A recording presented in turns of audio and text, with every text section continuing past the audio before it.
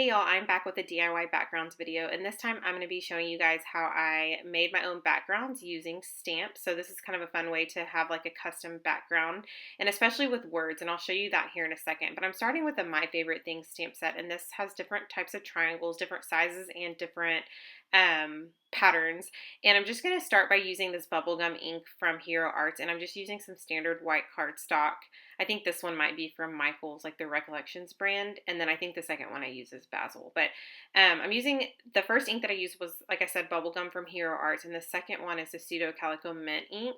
And honestly, I would like another mint ink that's a little bit more true ink. So if you have, or true mint, so if you guys have like any suggestions on your favorite like true mint ink that is a dye ink, please let me know in the comments below, because I would love to find, I think their ink is one of my favorites and one of the closest, I don't want to say favorites as in quality, but one of my favorites in terms of like closest to mint, and that's a dye ink. And so if you guys have any suggestions on that, let me know. This last ink that I'm using is Daffodil Delight by Stampin' Up. And so I just went ahead and created that and set it to the side, and that's going to be my first background. And then the second one is going to be more of like a custom background where I just add my like different words using different stamps that I have in my stash. So this first stamp set is I think it's an Ellie Studio stamp set, and it has different patterns inside the letters. And so I'm just going to use Love, which I think is pretty standard. And then I think I'm going to I'm trying to use short words on these big ones because I'm using this little block. And so I'm trying to find some words that will fit. And so I am also using the stamp set by Creative Retreat, and it's one that has an outline and filler letters as well. And so I obviously didn't have enough E's. They have like one of each letter, so I had to use like a outline E and with the solid ones, which I think turned out just fine.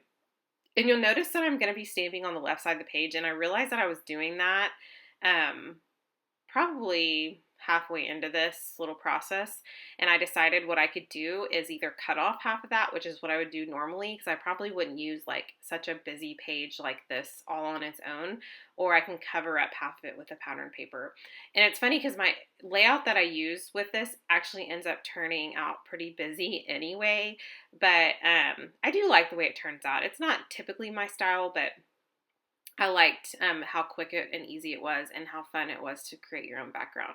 So you'll see the first one that I created was with the triangles. I did set that aside, and I may use that for a different layout at a different time, but I don't use that in this video. But what you will see is me using this particular background with these letters.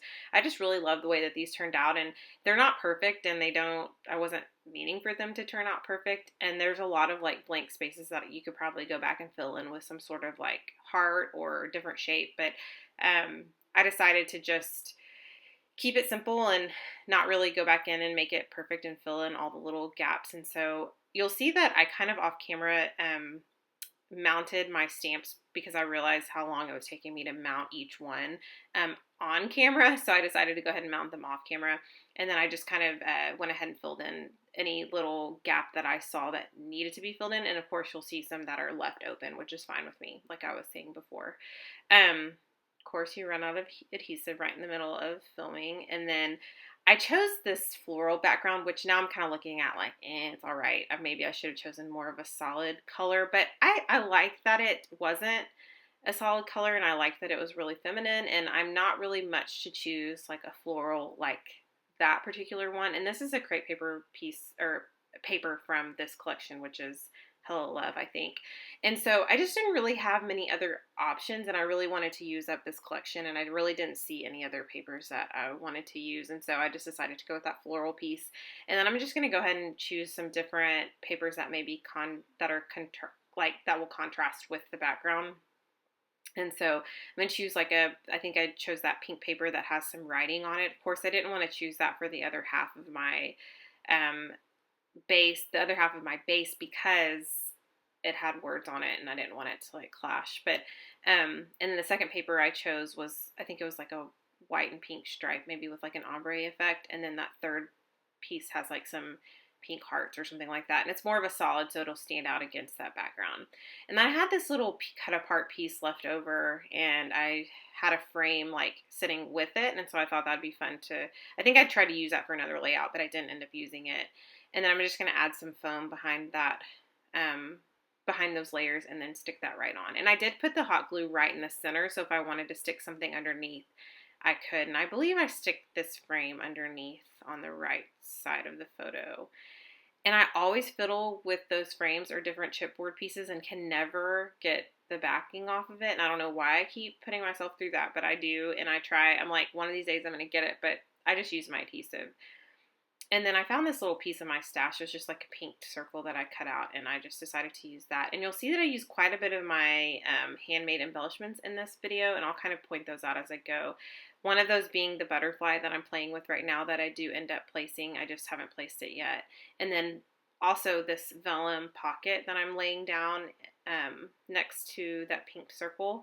I play around with that heart that I also handmade, but I don't end up using that. Here's where I put the butterfly down.